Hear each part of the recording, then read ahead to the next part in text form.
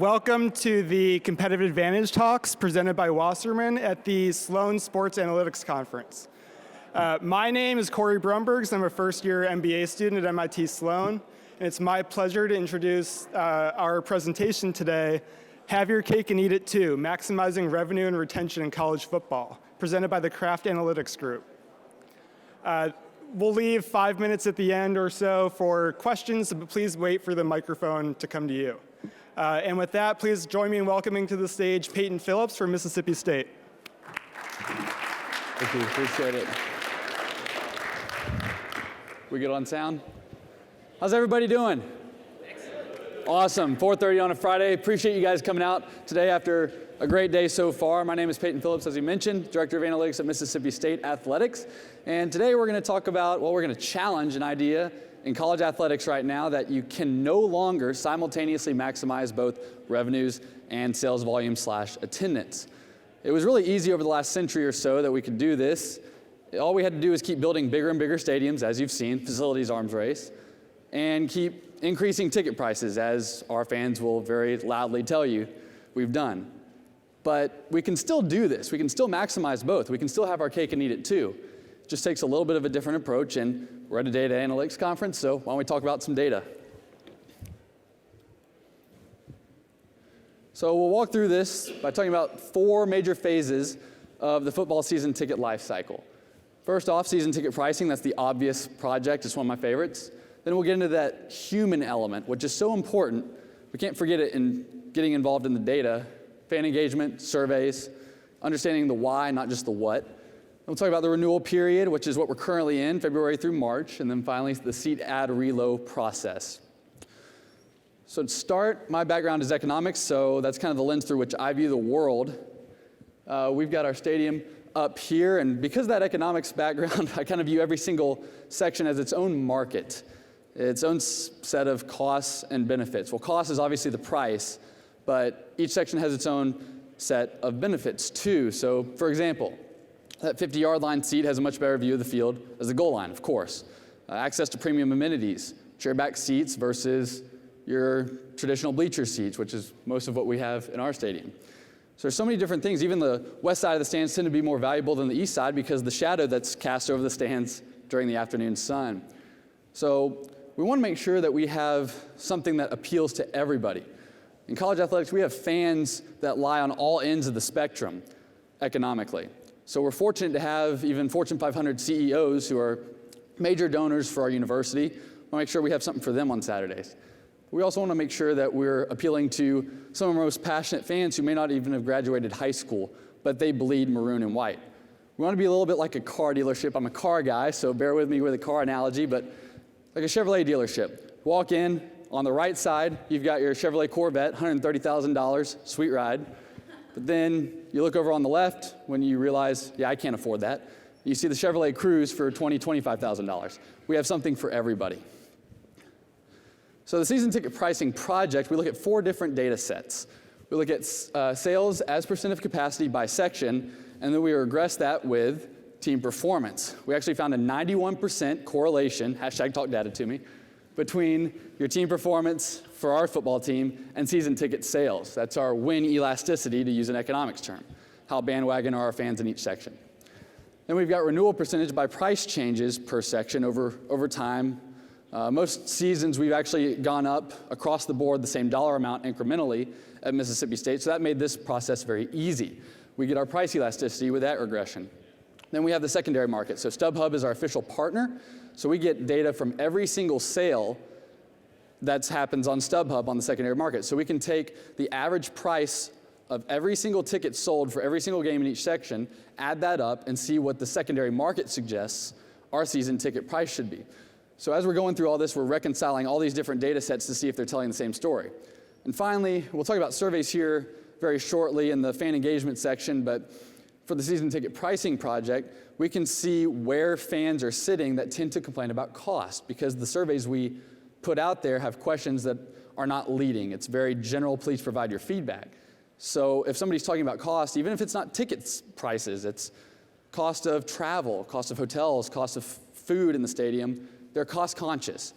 So we can see where they're sitting and then correlate that back with what the data is saying that we should do in those sections. If they're complaining about cost and we see that the data suggests that we should be going down in price, well, it makes us even more sure that we should be going down in those sections. So this dashboard here, it's one of the dashboards that Kager has built for us, and they do really 3 major things for us. They do our dashboards, that's one of 12. That's our stadium map that shows season ticket sales as % of capacity, that first data point that you saw on the last slide.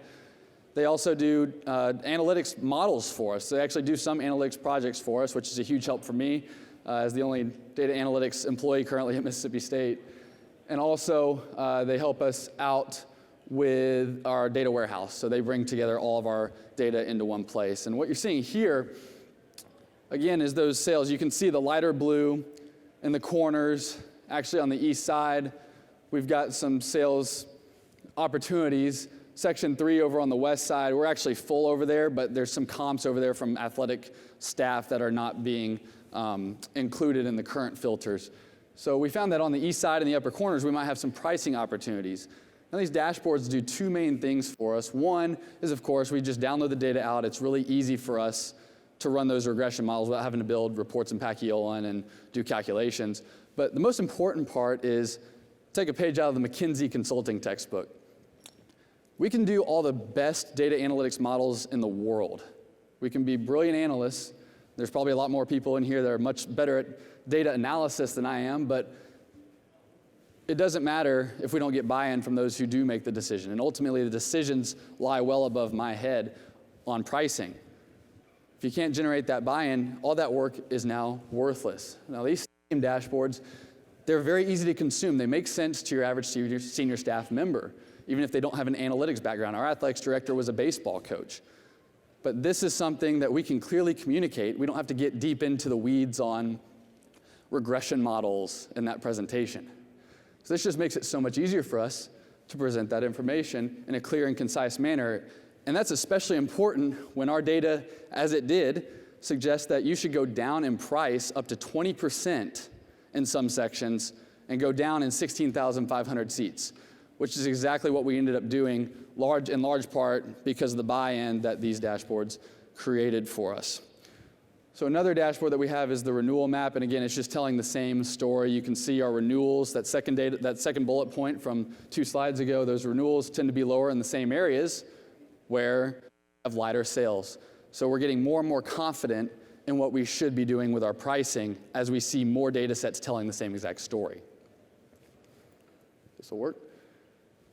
So, as I mentioned earlier, there's a very high correlation between team performance and season ticket sales for us.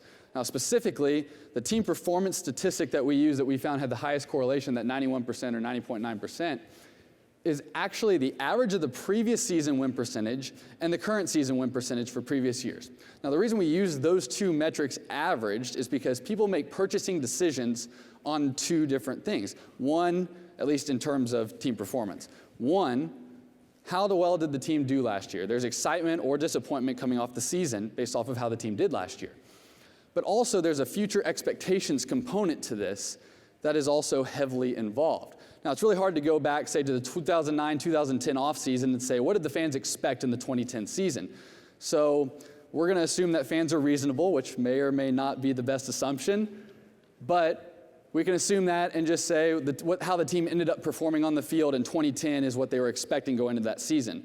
And then for projections going forward, like for 2018 sales projections, we plug in a number and it changes all the models' output for the sales volumes for every single section. We actually do this regression at the per section level. It's just a lot easier to do this for a presentation than show all, 100 sections or so in our stadium. So changing gears here, we get that human element. Bulldog Bark Back is an initiative we started during this past football season. It started out as a survey initiative, but now it's starting to quickly transform into a full customer service, even group. We're looking at hiring outbound sales staff for the first time now. Large in part because of the successes that this has brought. So what we do, the way this works is every single game, after the game, we send out a survey. They're 4 to 6 questions, very short, because I definitely don't want to answer long surveys. You probably don't either. Why should our fans? And Paciolan build these surveys, so it's really easy. They just build it in. We put it into the emails that we send out, and then all their responses automatically tie back to their season ticket account in our ticketing system. So we can see who said what. If somebody has a specific question, we already have their contact information. And then we can find trends, as I mentioned earlier, on where people are sitting and if there's certain complaints that are common to certain areas of the stadium. The main key here is to actually make changes if you're going to do surveys. It's actually worse to do surveys and then not do changes because your fans feel like that it's just fake just to get some favorability from between your administration and the fans. But what we did during the season is we did make changes. That's so important. We found out that, for instance, our fans didn't really understand our water policy, and we even learned that, well, we didn't fully understand our water policy on bringing water bottles into the games. And we made a change to allow water bottles in because, well, water's $4 in our stadium, which is actually changing next year dramatically along with most of our concessions, which is very, very exciting, large in part due to the feedback our fans gave us. But we're able to make those changes, and that brings in two huge benefits for us. So first, we've seen huge increases in our response rate. So throughout the season, you saw the baseline there. The first survey we did got about 400 responses. By the end of the year, we're up over 1,100. Now, if you know our football season, we have Ole Miss at the end of the season. We lost our head football coach after that game, and we were about to send those out when he decided to go to the University of Florida. So we chose not to send out that survey. Sometimes you just have to pivot. So anyway, this is where we end up here. Now, the way these surveys work is every single response, like I mentioned, ties back to a certain account. And the first question that we ask is very simple. It's controlled for every game. 1 to 10, rate your experience. We can just track changes game by game. Number 2 is the most important question we ask, and that's the most valuable information we get, is a very standard, non-leading question. Please provide any additional feedback. It's an open comment box. So what we do with that is I'll go in and read all these responses, sometimes not the most fun thing to do, and believe me, it's like social media. It can be a pretty ugly world out there sometimes. But the responses, we code every single response into a certain complaint or compliment category. So common complaints, concessions, as I mentioned, pricing and selection, traffic, weather on game day, team performance, naturally. We can't do anything about that, but we get all these different responses, and we can track them over time. It's giving a voice to our fans, and that's mostly important, not only just to our fans feeling heard, but also to our administration. In college athletics, we have this facilities arms race going on, right? So when coach comes and says we need an indoor football facility, it's hard to say no. It's really hard to say no. And sometimes that means the fan experience side of things can get pushed to the side a little bit, especially when you just feel like, well, we've got a million different things. We need to upgrade our stadium. We need to get new Wi-Fi. We need to do all this. Well, we actually now know what is actually important to our fans. And some of the things that we think were important weren't. And then some of the things that we didn't think were important were. And then we're able to rank them, prioritize them, and say, okay, let's not bite off more than we can chew. We'll focus on these 2 or 3 things this off season and get them done. And because of that, and because we made those changes, our fans feel much better about their experience. And then another result of all this is that the percent of compliments skyrocketed. The first survey we sent out, that baseline's not even on here, it was at 0. And then they quickly went up over time, and those big jumps are on weeks that we send out emails to our fans saying, hey, these are the changes that we're making, look out for them next week. You can tell it had a huge positive impact, and anecdotally, I have the data on this, but it's very telling that most of these compliments were about the very things that we did change. And we even respond to people personally, too, for very specific requests. And the overwhelming response has been, I can't believe you read all of these responses. So it's been overwhelmingly positive. And to be honest with you, we can't believe that we read them all either sometimes, but it ends up benefiting the department dramatically. Now, this Bulldog Bark Bag. As I mentioned, we make a lot of changes during the season, but you can only do so much during the year. You can make a lot of changes in the off season, though. We can invest a lot of dollars and a lot of time to get things right and make big changes. And one thing we've done, John Cohen, our athletics director, every time we make a big change, we're very fortunate, he likes to get in front of the camera, so he'll make a video for us, and we'll send it out to everybody in our fan base, ticket holders, non-ticket holders, just to show that we're listening and we are serious about your fan experience. We're not just going to participate in the endless facilities arms race. We're Mississippi State. We're not going to always be able to compete with folks like Alabama in that arms race. We have to focus on what we do best. We have to focus on our competitive advantage. So when we send out those videos, we do it a different one every single time that we make a change, simply because we don't want to get diminishing returns. Every single video we do is an opportunity to get a jolt in sales, a jolt in renewals. So we make sure to spread those out, which leads us right into the renewal period. This is something that we've actually leaned most heavily on Kager for this and their experience with the Patriots, but what they did is they built our retention model. So they broke our season ticket member accounts up into 10 deciles, 1 through 10, 10 being the most likely to renew, 1 being the least likely. So we can ignore kind of the folks from 5 through 10, not bug them. They're probably going to renew. We don't want to get unsubscribes from them, from blasting them with emails and piss them off. We want to stay focused on those 1 through 4. Now that's where we start split testing. That's where we start seeing, okay, what's the best channel for us to reach out to those groups of fans? Is it postal mail? Is it phone calls? Is it emails? We can be much smarter with where we're headed with future renewal periods and then our initiatives that we do throughout the rest of the renewal period. And then the best part, and honestly, it seems simple, but this tracker down here at the bottom, the orange is 2018, and when we put this slide in, we had just kicked off renewals. But you can see we had a very strong start compared to last year. A lot of that is because of this new strategy. We didn't really have a whole lot of strategy for our renewals last year. We just kind of sent out invoices in the mail, and that's about it, some emails here and there. But because of that, we're able to track all of this now and compare to last year, see where there's spikes, see if that correlates with the initiatives that we're doing. And this used to be Pack-Yolan reports that were actually not the easiest to run. It sounds like it'd be pretty simple, but just the way it's set up, it's not the easiest. So we're able to just understand where we're at all points. Now, finally, the seed ad reload process is another opportunity to leverage, actually cross-leverage fundraising and ticket sales. Now, a lot of this can be valuable in both pro and college, but this is one that's specific to college because of that fundraising component. Now this map here is the same stadium map as we saw earlier, but we actually have a filter up there that's lifetime donation amount. So anybody on this map that's showing has given $100,000 or more to our Bulldog Club, our fundraising arm.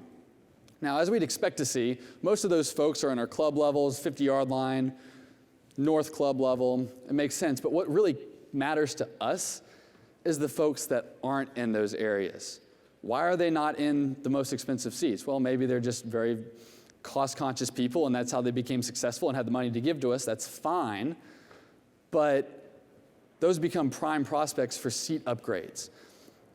We can send out personal emails, say if you have 4 seats up in the upper deck that are on the aisle, they probably want to be on the aisle, so we just email them, hey, we've got 4 seats available in, say, section 4, which is our lower bowl 50-yard line, and we can get incremental revenue, hundreds or thousands of dollars here and there. But what's more exciting about this is the exact opposite. We do the filter of the folks who have not given much at all, but they're sitting in the expensive seats. Those are prime prospects for our fundraising team to go cultivate relationships with those folks. Maybe they're young, maybe they haven't been on the radar for whatever reason. So they can go in, start building relationships with those folks, and all it takes is one person to be the next 6-figure, even 7-figure donor that we just haven't properly engaged with yet. And you get a huge return on not only their dashboards, but your own salary and everything that you're doing. So just gives us more opportunities to cross-leverage departments, which is also an important part of all this. To wrap it up, as you see, especially in the Bulldog Barkback thing, I mean, we're bringing together a number of different departments, not only in our own athletics department, but also on campus. So Bulldog Barkback, we call them our survey squad meetings, frequently involves marketing, ticketing, fundraising, event operations, campus leadership, the dean's offices, the dean of students, and then even our own student organizations. We bring together in the same room to talk about the fan experience, how we can improve it. Now, those departments probably know those folks don't always see eye to eye. They don't have the same intuitions. President Obama talked about this a lot earlier. We want to make sure that we're uniting everybody around the facts. Everybody's got their own biases, as we all do in this room, based off of the career paths that we took growing up in the business. But analytics is the opportunity to cut through so that we're not arguing over what the facts might be. Then we can just argue about how we should move forward, how we should improve off of this. So analytics shouldn't be its own department. It's not an end. It's just the means to an end. And yeah, we all know that analytics can have a powerful impact on the bottom line of any organization. All of this that we're doing, again, this is projected. This is the first year I started in August, and we didn't have any analytics before that. But we're projecting just from the season ticket sales alone, year over year, of $1.5 million in revenue. And about at least half of which is coming directly from the price changes themselves. Again, this is projected. I know this is being recorded, so I hope this recording ages well on YouTube. If you're watching a year from now and we didn't get there, sorry, I may not be, wearing a Mississippi State credential. But that being said, yeah, revenue is important, but never ever underestimate the cultural impact that analytics can have on an organization as well, because honestly, that's been the most fulfilling part of my time so far at Mississippi State. Thank you very much. I'm glad to answer any questions, and they've asked that we do. Raise your hand, and we'll get you the microphone if you have any questions.